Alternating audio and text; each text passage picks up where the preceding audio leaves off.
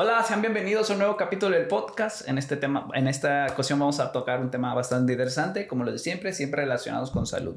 Recuerden que siempre es importante que vayan a una valoración personalizada, vayan con su médico, y aquí lo que estamos brindando información general para que si identifican algo de alerta, pues acudan a un profesional y les haga un diagnóstico de acuerdo a su historial, ¿vale? Entonces, primero que nada, Erika, mucho gusto conocerte. Igualmente. Gracias por aceptar colaborar aquí conmigo, a hablar un poquito más de una de tus especialidades. Pero para quienes no te conozcan, ¿quién es Erika? Bueno, mi nombre es Erika Montserrat Mata Negrete y pues soy hematóloga. Ok, muy bien. El capítulo de esta ocasión lo titulé de la siguiente manera: Hematología, así habla tu sangre.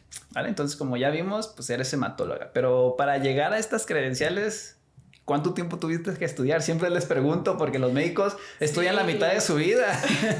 Sí, precisamente. Pues es un camino largo, la verdad, pero no me arrepiento de nada. Primero, tienes que estudiar para médico general, o sea, medicina general. En mi caso son 7 años. ¿7 años? Yo vengo de una universidad diferente, no de aquí de Colima, Sí. Yo soy de Morelia, de Michoacán. Entonces son 5 meramente académicos, es uno de servicio social y es uno de internado. Y bueno, sales como médico general. Después tienes que hacer una formación en medicina interna. Afortunadamente, en esta especialidad o subespecialidad que es hematología, te dan la oportunidad de, puedes terminar medicina interna o hay algo que nosotros le llamamos derivarse, que cumples con lo indispensable mínimo en medicina interna y después haces hematología. En mi caso solo hice 1 año de medicina interna y después fueron 3 de hematología, que fueron en Guadalajara. Ok, entonces allá en Morelia, que me dices que eres de allá, Ajá. son 7 años de medicina. Sí. Porque aquí en la Universidad de Colima... Son 6, creo. Ajá, son 6, o sea, Sí. todos los médicos que hablo generalmente son de aquí de Colima y me dicen que son 6, ya Sí. después todo ese curso que tú hiciste. Órale, entonces allá todavía tardan más. 1 año más, sí. 1 año es mucho, ¿no? Pues sí, pero de algo sirve. La verdad que Sí, claro. nunca es tiempo perdido. Muy bien. Entonces, pues me gustaría como darle un poquito de difusión acerca de qué es la hematología y vamos a empezar con eso y después nos metemos de lleno en el tema en específico que vamos a hablar, pero en palabras sencillas, ¿qué es la hematología? Bueno, la hematología es una parte de la medicina que se va a encargar del estudio de la sangre y aparte de los órganos que forman la sangre. En este caso, pues es médula ósea y otros órganos involucrados, por ejemplo, como los ganglios linfáticos. Por ejemplo, la médula, siempre escuchamos la médula, pero ¿dónde está la médula? ¿Dónde la encontramos? Digo, porque todos sabemos dónde está el corazón, dónde está el hígado, dónde están pues, los intestinos, pero ¿la médula dónde la encontramos? Cuando hablamos de la médula de una persona adulta, realmente nosotros estamos hablando... ¿Has escuchado del tuétano? Sí. Que nos lo comemos muy rico en tostaditas. Y has visto que es esa grasita que tiene adentro el hueso. Sí. Pues lo mismo aplica para nosotros, pero no se encuentra en cualquier hueso. O sea, lo que va a ayudar a que se forme tu sangre realmente está adentro de los huesos largos o planos, que sería la parte de aquí del esternón, que es un hueso muy delgadito, que de hecho nosotros lo podemos tocar. La parte de las caderas, ese es otro, principalmente. Eso en una persona adulta. Entonces no es como cualquier hueso, un brazo, una pierna, sino básicamente en esa parte del esqueleto. ¿Y la médula ósea de qué se encarga? O sea, ya vimos, por ejemplo, que es algo que está en los huesos, no en todos, en el tórax, en el esternón y en las caderas. Vamos a resumirlo así de sencillo. Sí. Y está en medio. Claro. Vamos a decir que es como la gelatinita que lo rellena. ¿Y qué función tiene? ¿Por qué es tan importante? Su función es tan importante porque es realmente lo que va a generar todas las células de la sangre. O bueno, la mayoría de las células de la sangre que nosotros las vemos. ¿Qué quiere decir? Si nosotros dividimos la sangre, que yo creo que esto es importante partir desde ahorita, la sangre va a tener una composición, o sea, líquida una parte y otra parte va a estar formada por células. Que las células realmente van a venir desde la médula, o sea, es como su casita, su fábrica, donde ellos pues tienen un ambiente controlado, nadie los va a molestar, ahí pueden vivir, pero va a llegar un momento en el que tienen que salir. O sea, hay que verlo así, es la casita donde se van a formar. Una vez que ya estén maduros, pues tienen que salir al resto del cuerpo. Y ahí es donde se van a formar glóbulos rojos, que se van a encargar de llevar pues el oxígeno a diferentes partes del cuerpo. Las plaquetas pues nos van a ayudar en esta parte de la coagulación. Si te cortas van a formar un ligero taponcito que va a ayudar a que pues uno no sangre. Y células de la defensa. Entonces no forma todas las células de la sangre, pero en esta parte de la hematología básicamente hay que quedarnos con esa idea. Las que transportan oxígeno, los que nos van a ayudar a coagular, a formar ese taponcito para que uno no sangre, y las células de la defensa. Ok, entonces en resumen, ahí en ese tejido gelatinoso, vamos a poner lo que está en medio del hueso, es como un criadero de los glóbulos rojos, de las plaquetas y las defensas. No todas, pero básicamente la mayoría ahí se forma. Ajá, okay. Justamente. Bastante interesante. ¿Y qué busca un hematólogo en la sangre? O sea, ¿qué puedes encontrar? ¿O por qué tienen una ciencia específica para eso? ¿Qué tanto nos puede decir la sangre? ¿Qué buscan? Es bastante extenso hablar de la sangre porque pues tiene muchísimas funciones. Pero así, básicamente y en palabras resumidas, nosotros podemos ver cosas que le llamamos benigno, que sería una anemia, que es una baja en estas células rojas, por así decirlo, que es lo que nos ayudaba con el oxígeno. Puede ser problema de las plaquetas también, ya sea que estén muy altas o muy bajas. Obviamente si están bajas, pues van a provocar sangrado. Problemas con las células de la defensa, obviamente esto yo les pongo el ejemplo a los pacientes que es como el ejército, ¿no? En el ejército, pues cada quien tiene una función. Está el soldado raso, está a lo mejor los de la marina, están pues los que pilotean aviones. La fuerza aérea. Cada uno tiene su función en específico. Y lo mismo pasa acá, no todos son soldados rasos. Hay algunos muy, muy específicos que van virus, bacterias, parásitos. Entonces, cada uno tiene su función y cada uno, pues ahora sí que puede desatar un montón de enfermedades consecuentes a que los tengas en exceso o que te hagan falta y que te provoque que te enfermes muy seguido, ¿no? Entonces, eso sería como hablar una parte de lo benigno y luego tenemos otra parte que nosotros le llamamos coagulación. Hay ciertas proteínas o ciertas sustancias en nuestro cuerpo que lo que hacen es ayudarnos precisamente a que si nos cortamos no nos desangremos. Y un equilibrio muy finito de que nos podemos ir al otro lado, ¿no? Coagular en exceso, que se forme un trombo, que te tape una arteria, alguna vena, que te dé algún problema. Entonces, aquí todo en exceso es malo. ¿Te hace falta? Malo. ¿Tienes de más? Malo. Entonces, vemos esta parte, ya dijimos, de las células, el tipo de las células, esta parte de la coagulación, sangrado en exceso, que formes coágulos en exceso, o vemos una parte que nosotros le llamamos maligno, que ya es hablar precisamente de cáncer, cuando estas células sufren mutaciones, tienen algún tipo de alteración en específico que hace que tu cuerpo pues realmente llegue a padecer o pueda llegar a sufrir algún tipo de cáncer. ¿Qué cáncer? Leucemia, linfomas, que son los más conocidos. Hay otros que no se les hace mucho énfasis o mucha extensión, mielomas, algún tipo de enfermedad un poco más rara, pero los más conocidos en hematología, leucemia y linfoma. Entonces ustedes nada más se fijan en esas células que pueden mutar y generar cáncer en la sangre, nada más.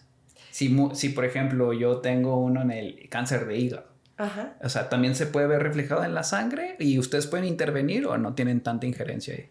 Puede dar alteraciones en la sangre, como que puede dar anemia, o sea, ciertas repercusiones, pero como tal nosotros no tratamos el cáncer en general, sino nada más lo que abarca en esta parte de todo lo que estoy hablando de estas células conocidas. Ok. ¿Y cómo dirías por qué es la importancia de saber el funcionamiento de todos estos que nos acabas de mencionar? Porque de tener una buena dosis de los soldaditos que nos defienden, tener una buena cantidad de glóbulos rojos que son los que nos llevan oxígeno, tener una buena coagulación o no tener ni muy líquida ni muy espesa la sangre, vamos a ponerla de manera... ¿Qué importancia tiene? O sea, ¿qué nos puede evitar sufrir si detectamos esto a tiempo? Va a sonar bien trillado, pero pues ahora sí, sangre es vida. O sea, hasta el momento no hay ninguna manera de hacerlo de una manera que nosotros la podamos fabricar, vaya, ¿no? Si necesitas sangre, ¿en qué acabamos? Pues muchas veces puede ser hasta en transfusión, ¿no? Hay cosas obviamente que nos ayudan a tratar de que el organismo pues se recupere un poquito más rápido, pero sangre, sangre como tal, todo lo que involucra de lo que está compuesta, no hay ninguna manera de poderla crear hasta el momento de una manera artificial. Entonces, sangre es vida. Y si nos ponemos a pensar, bueno, sí es algo líquido, ¿no? Está en nuestro cuerpo. Sí, ya dijimos que lleva oxígeno, que eso es súper importante para que trabajen los órganos. ¿Qué otra cosa puede hacer? También ayuda a llevar nutrientes, vitaminas, tiene electrolitos, tiene proteínas, ayuda también a desintoxicar el cuerpo, hace un equilibrio. A lo mejor son cosas más finas entre el ácido, las bases del cuerpo de lo que tiene. También nos puede ayudar a regular la temperatura. Entonces, realmente, yo sé que suena trillado decirlo, sangre es vida, no hay otra manera de poder hacerlo de manera artificial. Y si nosotros sabemos hasta dónde llegamos con la extensión de decir y estudiar la sangre, pues realmente sin eso, pues estaríamos muertos. El cuerpo no puede trabajar, no puede funcionar, y donde empiece a haber una alteración, precisamente como decías, ¿no? Esa ligera línea de saber, bueno, estoy bien de mis defensas o ahora tengo menos y tengo la susceptibilidad de enfermarme, ¿no? Esa es la importancia de los controles, y realmente en hematología hay un estudio que nos aporta muchísima información, barato, sencillo. No hay a lo mejor alguna restricción de decir, es que vivo en México y no me lo puedo hacer, es muy caro, a lo mejor vivo en un pueblito, en algún lugar. La verdad, tiene acceso hasta en los pueblos más lejanos, y se llama biometría hemática, que es un estudio sencillo, rápido y que nos aporta muchísima información a nosotros como hematólogos. Es así como nuestro pilar cuando pedimos los estudios. Como su Biblia.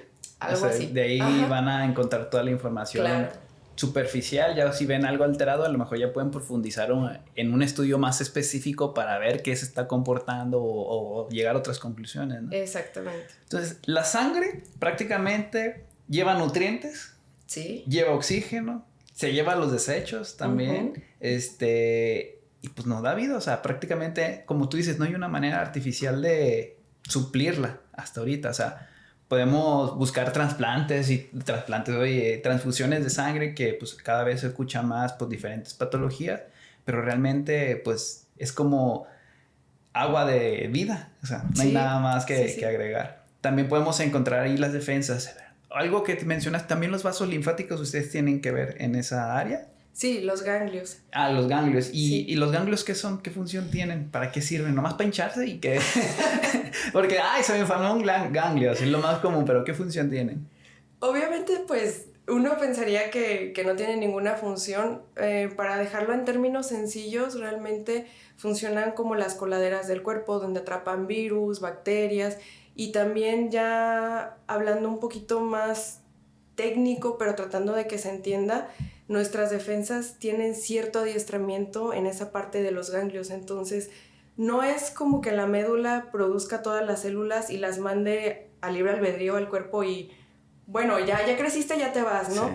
También hay ciertos órganos en el cuerpo, por ejemplo, los ganglios linfáticos, donde cumplen con cierta función como de adiestrar, como de educar a células de la defensa. Cierta parte también de la inmunidad, o lo que nosotros le decimos nuestra parte de nuestra defensa, de reconoce lo que es propio, lo tuyo, para que cuando llegue un agente externo, tú puedes identificar lo propio de lo ajeno.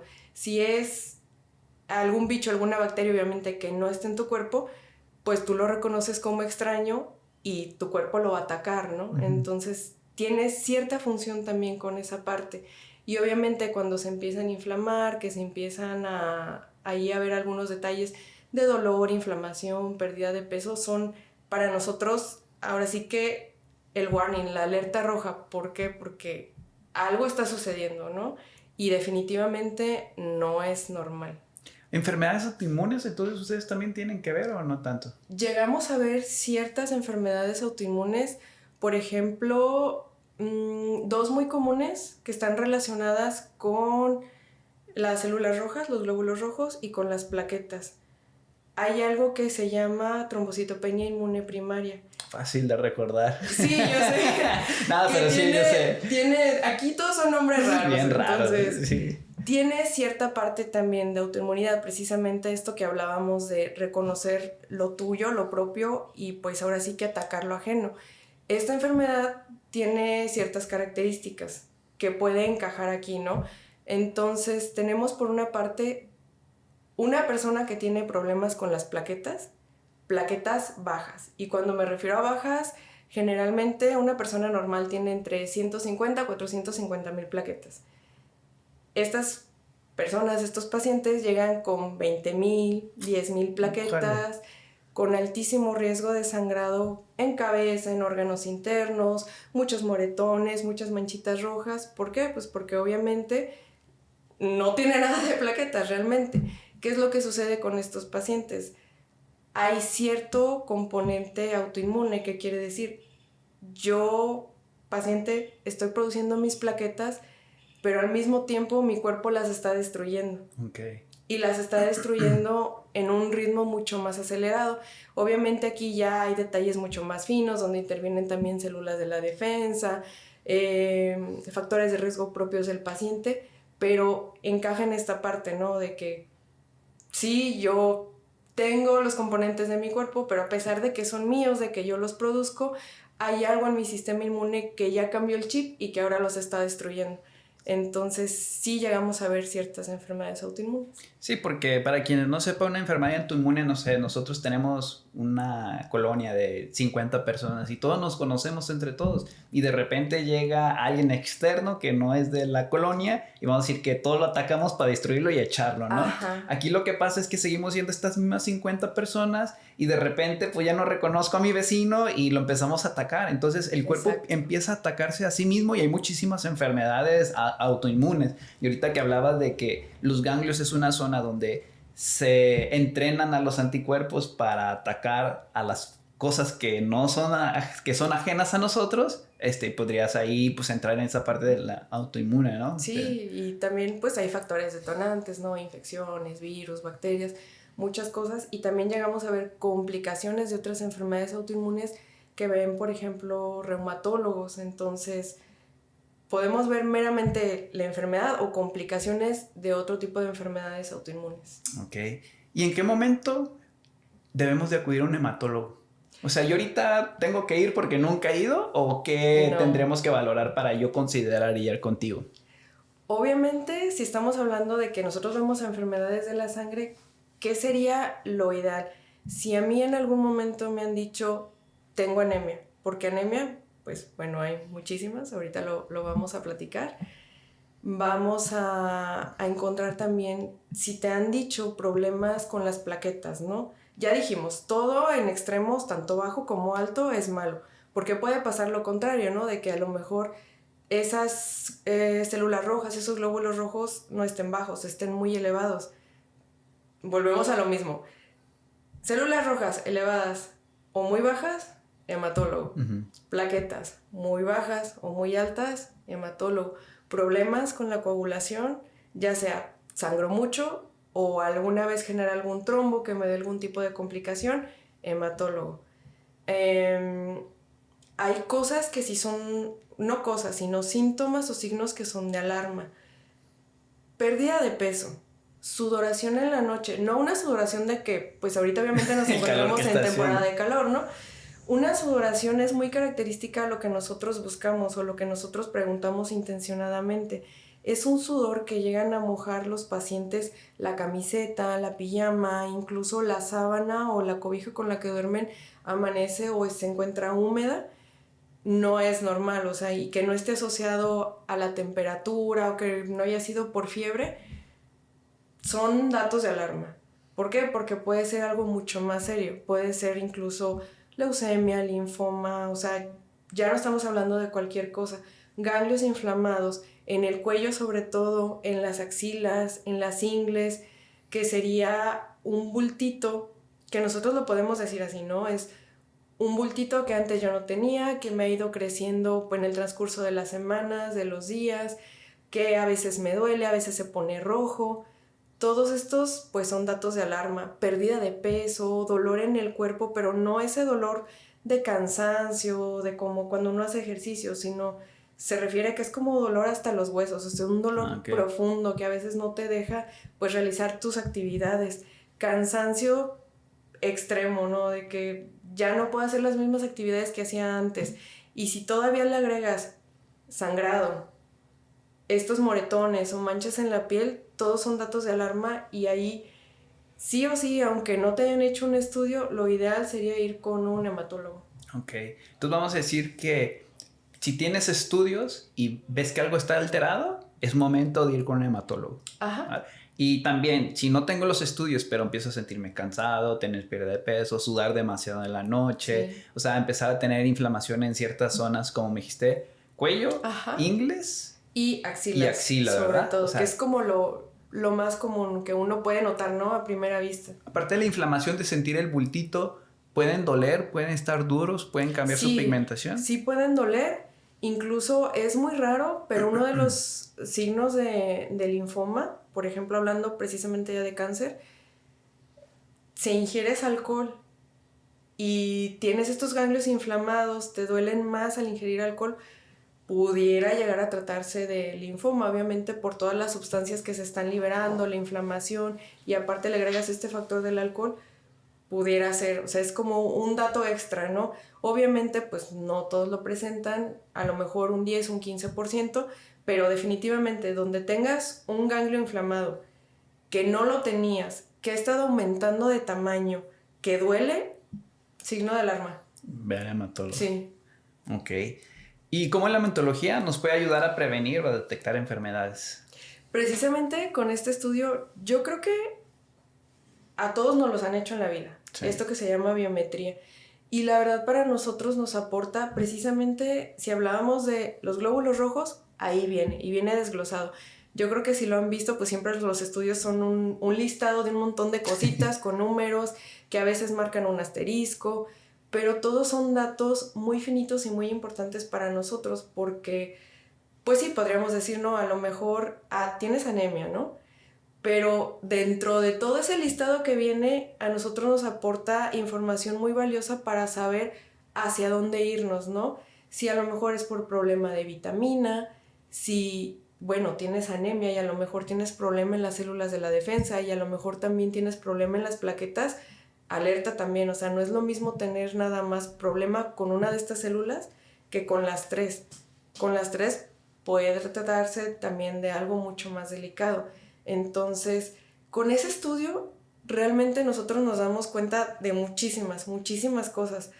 Obviamente, si queremos estudiar coagulación, alguna otra cosa, pues pedimos estudios más detallados. Pero yo creo que con la biometría y haciendo un extendido de sangre, que es tomar muestra de sangre de tu brazo, nosotros lo procesamos, lo teñimos, obviamente pues unas pinturitas que tenemos ahí, lo vemos al microscopio y nos da una idea, aparte de la información que ya tenemos en la biometría, que decíamos células de defensa, plaquetas y glóbulos rojos, cómo están conformadas, o sea, sería como ver el físico de esa célula, qué tamaño tiene, qué color tiene, si es de una composición normal, si está chuequita, si le falta, no sé, un ejemplo burdo, ¿no? De si está completa, le falta un pedacito, está más grande, está más pequeñita. Entonces nos aporta muchísima información esas dos cosas, porque incluso no es raro. Un ejemplo, por ejemplo, con las plaquetas, ¿no? Ya dijimos, ok, yo te mando a hacer un estudio, ¿no? Una biometría. Quiero saber cuántas plaquetas tienes y si tienes algún problema con esas plaquetas. Y hay ocasiones donde los estudios me salen a mí que tienen 50,000 plaquetas, ¿no? Que es muy bajo a lo que ya habíamos dicho, sí, que era lo normal. Pero pues es como en todo, los estudios los está haciendo un aparato, tienen ciertos métodos, debe ser con cierta técnica. Y hay ocasiones donde no cuadra la clínica del paciente, o sea, lo que un paciente completamente normal y con 50,000 plaquetas no tiene sangrado, no tiene moretones, no tiene manchitas rojas, nunca ha tenido ningún sangrado. ¿Puede ser error de laboratorio? Sí, sí puede ser. Y a nosotros nos pasa muy seguido en hematología. ¿Por qué? Porque a veces cierto método con el tubo no funciona y lo tenemos que corroborar con el microscopio. Ahora sí, nuestros ojos no nos van a engañar a lo mejor a lo que dice la máquina, ¿no? Entonces hay ocasiones y pasa seguido donde trae más plaquetas de lo que dice el estudio de laboratorio. Entonces es una manera de corroborar la información, este estudio de la sangre que vemos al microscopio, y también nos aporta información que obviamente no tiene el estudio, ¿no? Esta cuestión de que si a lo mejor una célula está chuequita, que le falta un pedacito, pues solamente viéndola en el microscopio. Y yo creo que pues 80% de las cosas las podemos resolver nosotros con una biometría y el estudio en el microscopio. Okay. ¿Es muy común, por ejemplo, que den estos errores las máquinas? No es tan común, afortunadamente. Pero sí se da. Sí se da. Y ahorita sí ha habido un problema, por ejemplo, con algunos laboratorios donde pues no tienen un proceso de calidad, de que sus muestras sean un procesamiento óptimo, por así decirlo. O sea, a veces lo barato sale caro, la verdad. Entonces, preferible mejor 100, 200 pesos más lo que te iba a costar el estudio, saber que es un laboratorio, pues que ahora sí sigue todos los lineamientos, que hace su proceso como debe de ser, ¿no? Porque luego hay otros laboratorios de que dejan las muestras pues ahí mucho tiempo, no las reportan como deberían. Entonces, ¿llega a suceder? Sí. ¿Es común? Relativamente. O sea, a lo mejor ves uno en 20, 30 pacientes de que algo no cuadra, ¿no? Para no dar nombres en específicos de laboratorios, ¿qué debemos de buscar en un laboratorio? ¿Hay alguna certificación? ¿Hay alguna página donde podamos ver que cumple con los estándares, no sé, de alguna asociación de hematología, yo qué sé? Sí, ¿o no hay manera? Generalmente los laboratorios ya con el acceso a internet pues obviamente te dicen horario de tal a tal y tienen ellos un código de certificación ISO 9000, la verdad no sé, pero casi siempre los laboratorios deben de estar certificados y deben de tener pues un proceso de calidad. Es raro el laboratorio que no lo tiene, pero pues bueno, todo puede suceder, ¿no? Incluso que la muestra se procese mal. Ahí son errores, pues ahora sí que nosotros trabajamos con máquinas y son humanos trabajando con máquinas. Puede ser error de la máquina, puede ser error humano. Hay ocasiones donde sí les dicen, ¿sabes qué? Tenemos que volverte a repetir la muestra. No hay problema. Entonces, solo checar que el laboratorio que vaya sea un laboratorio pues que esté certificado y ya. Y ya, con eso sería un buen indicio para saber que estás en buenas manos y que pueden cometer un error como cualquier otra. Sí puede suceder. Muy bien. Entonces, esto es una breve introducción a la hematología y lo voy a resumir de la siguiente manera y tú me dices si me falta algo, ¿no? Okay. La hematología es una ciencia que estudia la sangre. Los componentes, que los principales son glóbulos rojos, plaquetas, y defensas, linfocitos, ¿no? Que se le llama. Leucocitos.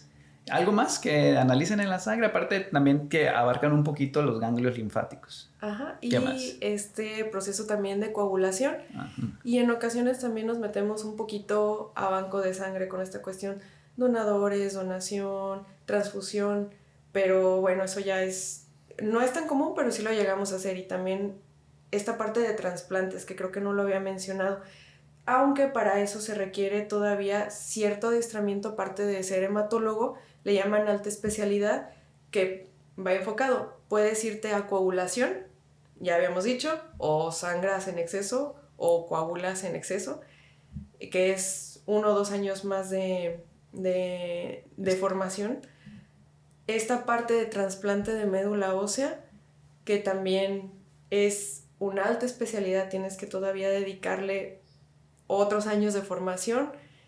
Y también está esta parte de banco de sangre, que también es considerada una alta especialidad. ¿Por qué? Porque ya son cosas técnicas y finas también. Pues ahora sí que como banco de sangre, como trabaja, ¿no? Ok. Entonces tienen toda esta área. Y la importancia que tenemos en saber cómo están todos estos componentes en un equilibrio, que no estén muy arriba ni muy abajo, pues nos da una buena salud en general para estarnos nutriendo y estarnos defendiendo bien y estar desechando lo que tenemos que desechar. Sí. ¿No? Entonces, eso en resumen. Y ya, pues las enfermedades que pueden tratar, pues son muchísimas, donde no me voy a detener a eso, porque pues sí, o sea, de la pura, ahorita vamos a hablar de anemia, pues de la anemia, pues son muchísimas los tipos, ¿no? Es un mundo. Desde la forma, desde si les falta un pedazo, si es hierro, vitaminas, o sea, todo un rollo. Ahorita vamos a indagar un poquito más. Entonces, ¿crees que la resumí de una manera muy sencilla? Sí, sencilla y entendible, claro. Ok, y me dices que es una ciencia relativamente nueva, ¿no? Sí, no tiene tanto tiempo, de hecho... Incluso tú puedes hacer el experimento. Si le preguntas a 10 personas así en la calle, ¿qué es un hematólogo? Casi siempre, dermatólogo, el de la piel, nos confunden. Ok. Llega a confundirse. El de la piel. No, hematólogo, ¿lo he escuchado? No, no se tiene mucha difusión y es una especialidad relativamente nueva. O sea, no es, por ejemplo, hablamos de los cirujanos, ¿no? De que, pues ellos años. Esto es relativamente nuevo, unos 100 años, y afortunadamente o desafortunadamente, como uno lo quiera ver, ha evolucionado muchísimo, en el sentido de que antes, por ejemplo, tú decirle a alguien que tenía leucemia era condenarlo a muerte. O sea, los tratamientos no eran a lo mejor los más adecuados, o sea, era una parte de la medicina que estaba en pañales, la verdad. Y mucho de lo que ha mejorado han sido los avances en el tratamiento. Ahorita te puedo decir que hay leucemias que incluso puedes tú tener leucemia sin necesidad de tratarla. Puedes tú tener leucemia, tomar determinado tiempo tratamientos muy específicos y si estás en tus parámetros, en tus niveles, la posibilidad de suspender tratamiento. Esto obviamente con el afán de disminuir los efectos secundarios durante tanto tiempo que se están tomando. Y hay cosas que todavía nos faltan mucho. Pero ¿por qué hemos avanzado tanto así? La verdad es por todos los avances, tanto en genética, en estudios de laboratorio, en cosas moleculares, que se le ha dado más ha sido muy revolucionario. 10, 20 años no es lo mismo a lo que es ahorita. Entonces... O sea, hace 20 años es un mundo de diferencia a lo que tenemos hoy. Sí, sí. O sea, hace 20 años, quien tenía leucemia prácticamente era una sentencia de muerte. Sí. Y ahorita ha aumentado mucho la técnica de la intervención y de la supervivencia de los pacientes. Sí, tanto para detectar la leucemia, por ejemplo, los estudios moleculares, mutaciones, translocaciones, cosas hablando de genética, ¿no? Que ahorita ya les podemos poner nombre, apellido, probabilidad de responder a la terapia, qué terapia te va mejor de acuerdo a pues ahora sí que tu historial clínico, los efectos secundarios de los medicamentos. Ahorita es un abanico de opciones, afortunadamente, y ha cambiado muchísimo, muchísimo. Tanto te digo que hay leucemias que podemos dejar en stand-by sin tratamiento. Hay algunas otras que determinado tiempo te damos tratamiento muy, muy específico, te va bien, lo puedes suspender con la posibilidad de no tener ningún efecto de que, va a regresar la leucemia y va a regresar más fuerte. No, o sea, ha avanzado muchísimo, muchísimo. Eso es bastante interesante y positivo, tío. Y esa es la ventaja que es una ciencia relativamente nueva, porque su área para mejorar es muchísima, ¿no? Sí. Es como, por ejemplo, a lo mejor para aprender a caminar, pues es muy rápido, es en un año ya, pero ya para correr más rápido, pues es más difícil, ¿no? Ya te tienes que especializar en eso. Entonces, ahorita el margen de mejora es muy amplio. Igual que en la nutrición, te digo, la nutrición también es algo relativamente nuevo. Yo lo que vi en la carrera, muchas cosas ahorita ya están obsoletas porque se mostraron que no es lo mejor. Y cosas que te decían que no hicieras, a lo mejor ya son una alternativa para algunos pacientes. Entonces, creo que es una de las ventajas de que podemos evolucionar más rápido como ciencia, pero una de las ventajas es de que no son muy conocidas o son muy infravaloradas, ¿no? Que es lo que estamos hablando hace ratito. Sí, no es común que la gente sepa qué es un hematólogo, qué es lo que hace un hematólogo, a menos de que ya hayas tenido el problema o que tengas algún familiar, algún conocido cercano, es que tuvo que ir con el hematólogo. Y está esta parte también muy... Cualquier médico lo puede ver, ¿no?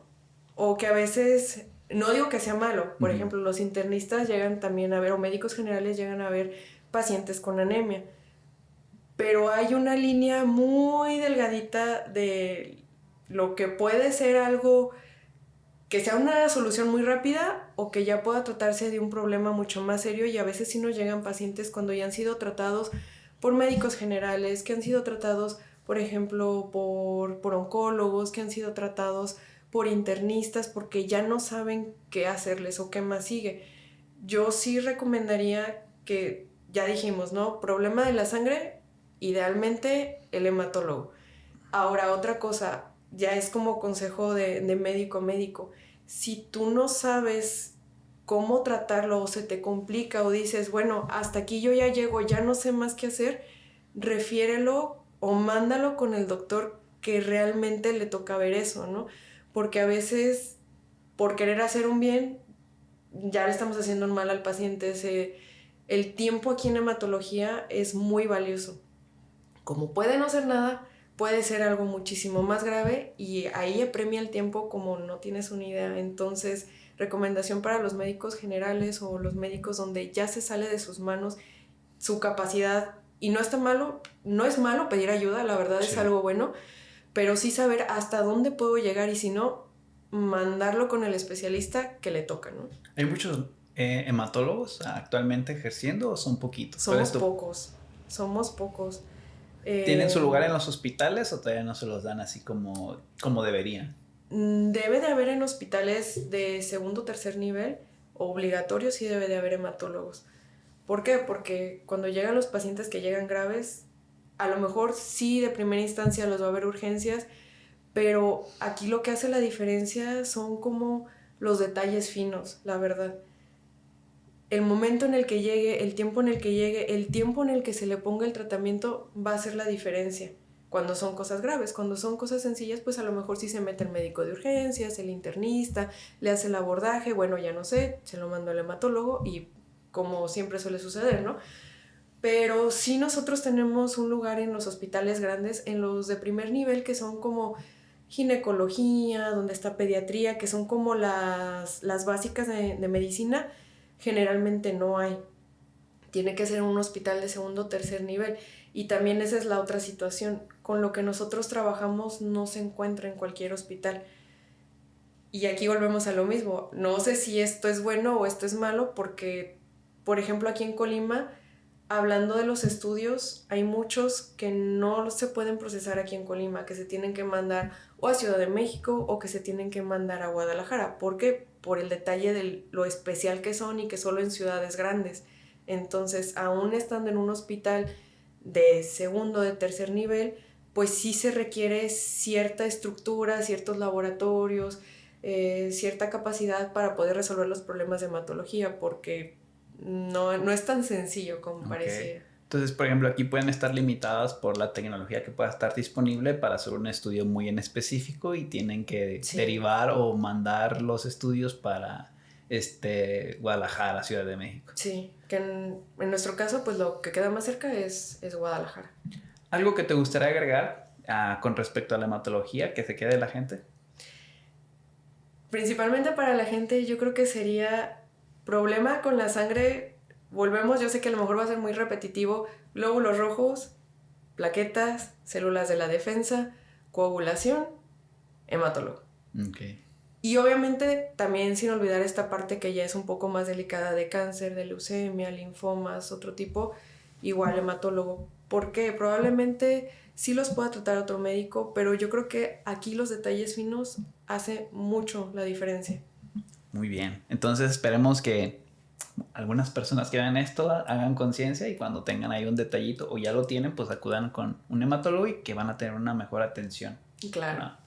Muy bien, y pasémonos al tema que vamos a abordar un poquito más a profundidad, que es la anemia. Entonces, empezamos con el primer parámetro que dice entendiendo a la anemia. Voy a empezar con un poquito de estadísticas muy generales que encontré, que dice, las estadísticas de anemia. Mujeres en edad reproductiva, la anemia les afecta principalmente a mujeres de 20 a 49 años con una prevalencia del 15.8% en 2022 y 12.4% en 2023. Los niños preescolares, la prevalencia aumentó de 6.8 en 2022 al 9.4% en 2023. Y en zonas rurales se observó una mayor prevalencia de anemia en zonas rurales en comparación con las zonas urbanas. Si no tengo mal entendido y no mal recuerdo, esto fue del ENSANUD 2022 y 2023, de donde se sacan estos datos. Entonces, pues es un poquito de estadística y creo que todos hemos conocido a alguien que tiene anemia, ¿no? O sea, como, se resfrió, creo que todos conocemos a alguien así. Pero, ¿qué es y por qué se produce la anemia? Híjole, este va a ser un tema bien interesante y va a dar mucho, mucho de qué hablar. Ahorita lo vamos a ver, ¿no? Es bastante extenso. Pero recordando, decíamos nosotros que tenemos sangre, tenemos ciertos componentes, una parte líquida, una parte que está conformada por células, y hablábamos esta parte de los glóbulos rojos. Los glóbulos rojos, tengo que hacer todo este recordatorio para que se entienda más fácil, porque luego a veces sí es como, no entiendo la palabra, no sé de qué me está hablando, entonces vámonos como desde lo más sencillo hasta para entender de qué se trata cuando decimos anemia, ¿no? Entonces, estos glóbulos rojos tienen cierta composición. Es como tener una estructura, ¿no? A lo mejor tienes tabiques, tienes varillas, tienes una composición. Esos glóbulos rojos tienen hemoglobina. Cuando nosotros estamos bajos de hemoglobina, es cuando se produce una anemia. Y ahora, esta hemoglobina que la contiene este glóbulo rojo es una proteína que es la que se va a encargar de llevar el oxígeno a diferentes partes del cuerpo. Y también recoge el dióxido de carbono, que serían como los desechos, y así sucesivamente, ¿no? Está haciendo un intercambio. Entonces, tener esta baja hemoglobina, que es una parte de la estructura de los glóbulos rojos, es lo que nos provoca a nosotros anemia.